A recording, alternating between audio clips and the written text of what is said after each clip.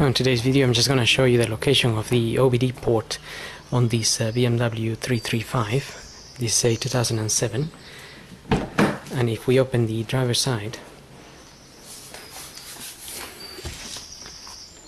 we'll find this little cover here.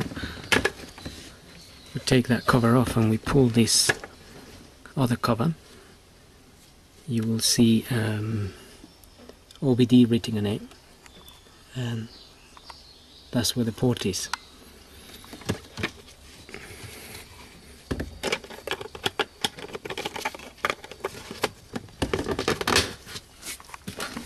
So I hope this video helps, and thanks for watching.